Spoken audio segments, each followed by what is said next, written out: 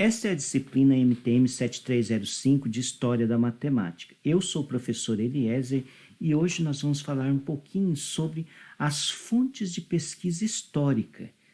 Porque falar de história significa falar de como a gente consegue saber o que a gente sabe. Então, temos dificuldades para desvendar o passado, as coisas que ocorreram, e essas dificuldades são intrínsecas ao estudo de aspectos culturais de um período, principalmente como da Antiguidade Oriental, o Egito e Mesopotâmia. Então, essas dificuldades podem ser de duas naturezas. Podem ser de natureza material. Então, quando a gente fala de dificuldade de natureza material, é por causa da qualidade dos materiais escritos. Por exemplo, muitas coisas foram escritas em papiro, talvez até pergaminho. Pergaminho é mais recente, na verdade, no Egito se usava papiro. Pergaminho é uma coisa muito mais elaborada e muito mais recente. E também barro, por exemplo, na Mesopotâmia se usava tabletes de barro, e barro, muitas vezes, ou você... às vezes era uma coisa assim, que as pessoas anotavam, não tinham o interesse de que aquilo ficasse preservado. Então, aquilo lá podia se quebrar. Então, muitos tabletes de barro estão quebrados, então estão partidos e você não consegue recobrar toda a informação contida na escrita original. E também a deterioração do conteúdo do escrito. Mesmo que você consiga recuperar o papiro, o pergaminho ou o tablete, muitas vezes você não consegue olhar para aquilo lá e consiga reconhecer o que foi escrito ali, porque também envolve a questão da... Por exemplo, se você tinha papiro, ele se escrevia com alguma tinta, e essa tinta também pode se deteriorar com o passar do tempo e você pode não ter esse material. Então, assim, por isso que a gente pode perguntar, como é que a gente sabe tanto, por exemplo, sobre todos os detalhes, grandes detalhes sobre os reis egípcios, então quem criou os faraós, quais eram as dinastias, os nomes deles, e a gente sabe tão pouco sobre a matemática no Egito. Bom, é porque as histórias sobre os reis, sobre as dinastias eram escritas nas paredes dos templos, então eram talhadas na pedra e estão lá até hoje nos túmulos, nas pirâmides, dentro das câmaras, nas pirâmides, ou naqueles palácios enormes que ainda existem lá no Vale dos Reis. Então, toda essa região, todos esses escritos acabavam sendo mais estáveis. Então, a gente pode saber muito sobre a história do Egito em si, mas o que interessa para nós, que é o que eles sabiam, o que eles faziam de matemática, é uma quantidade muito pouca de informação que nós temos.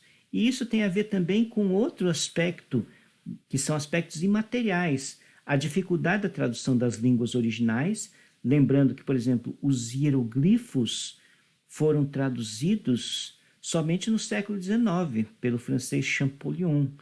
E também a mesma coisa aconteceu na região da Mesopotâmia, aqueles escritos cuneiformes, e na verdade o escrito parece o mesmo, mas na verdade eram línguas diferentes que estavam representadas com aquele tipo de escrita.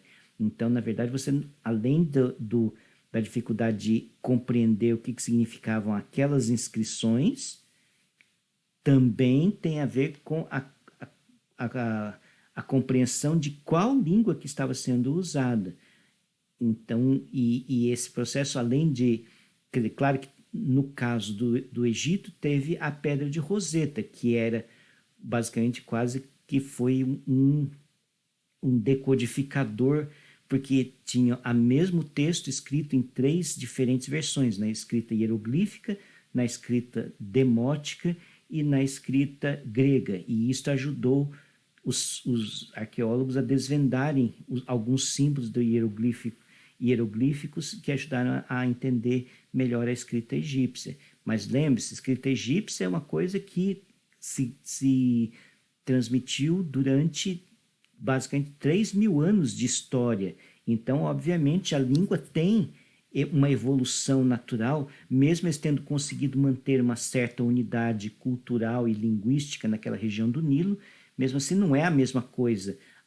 a língua que os faraós do Egito falavam no tempo das pirâmides e a língua egípcia que se falava, por exemplo, na época de Cleópatra, que já era uma língua secundária, porque já naquela época o Egito estava sendo dominado por outro império.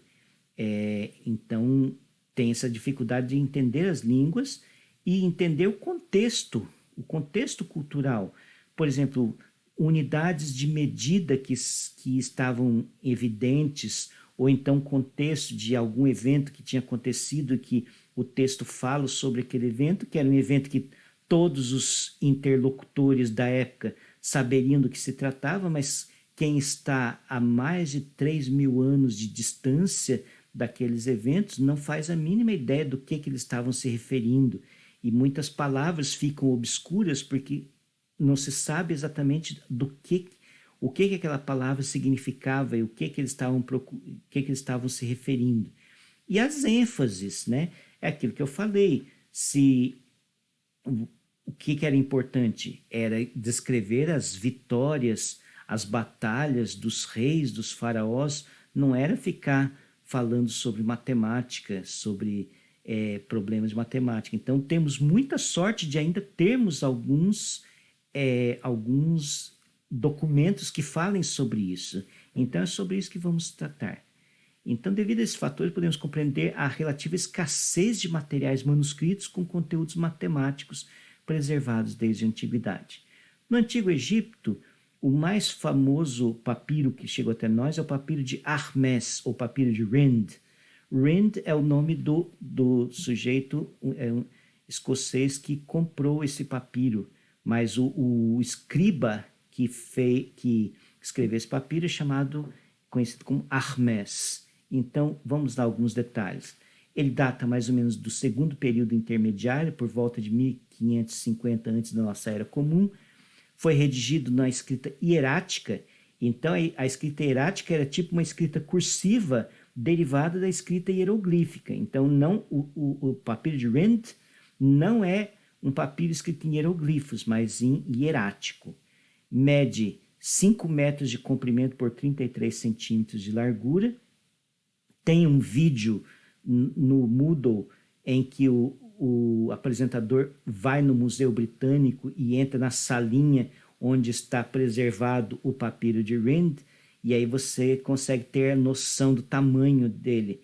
Dá para ver, tem uma filmagem onde mostra o papiro de Rind e as várias coisas, e ele admirado por ver aquele papiro, o apresentador do vídeo, do documentário. Ele foi adquirido em 1858 pelo antiquário escocês Alexander Henry Rind e hoje faz parte do acervo do Museu Britânico em Londres. Pelo que eu entendi, pelo menos lá naquele documentário, ele não está exposto para a população. Ele está numa salinha daquelas assim, guardado a 7 chaves, mas ele não está em exposição no museu. Ele está guardado, mas faz parte do acervo daquele museu. Então, o que o papiro de Hermès ou papiro de Rind tem de conteúdos matemáticos? Então, basicamente, tem 91 problemas matemáticos, alguns sobre aritmética. Então, vejam também a aula do professor João Bosco Pitombeira, que está disponível no Moodle, sobre como que eles trabalhavam com frações, os egípcios, com a multiplicação, a divisão, também problemas de álgebra, que é a resolução de equações de primeiro grau pelo método chamado método da falsa posição. E também tem problemas de geometria, como áreas de círculos, volumes de silos cilíndricos e a inclinação de pirâmides. Isso era um problema que eles tinham lá. Alguns problemas eram de natureza prática, outros de natureza puramente especulativa, para talvez testar a habilidade dos aprendizes. Esse papiro tinha, eu acho que, um teor basicamente quase que de livro didático, mas ele, assim, uma característica que ele não traz métodos gerais. Ele traz exemplos que são, num certo sentido, gerais, no sentido que se você trocar os números por outros exemplos e fizer as mesmas regras descritas lá, você vai chegar também a resposta correta, mas e certamente não traz nenhuma justificação de por que aquela regra ou aquele procedimento é válido. Então, isso é uma coisa que não fazia parte da preocupação dos egípcios. Vamos adiante. Outro papiro que existe é chamado papiro de Moscou. Esse aqui data de aproximadamente 1850 a.C., também escrito em hierático, mede 5,5 metros, mas ele é mais fininho, entre 3 centímetros e 7 centímetros de largura, e foi adquirido pelo egiptólogo russo Vladimir Golenishev e atualmente faz parte do Museu Pushkin de Belas Artes de Moscou. Então, por isso que é chamado papiro de Moscou.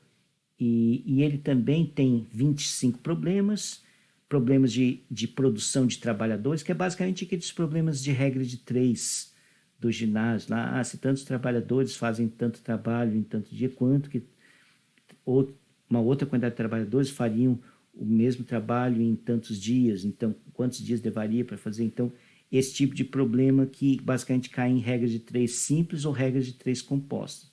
Resoluções também de equações de primeiro grau e áreas de triângulos e quadriláteros, inclusive problemas envolvendo áreas de tecidos, e finalmente volume de tronco de pirâmides, que é uma fórmula correta para o volume de tronco de pirâmides.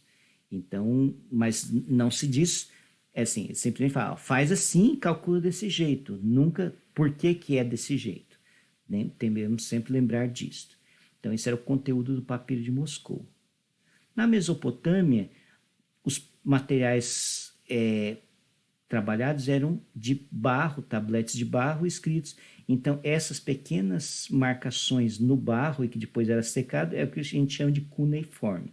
Então, vou falar primeiro desse tablete aqui, Plimpton 322. Então, eles têm classificações numéricas, dependendo de em que museu que eles estão, ou de que coleção que faz parte.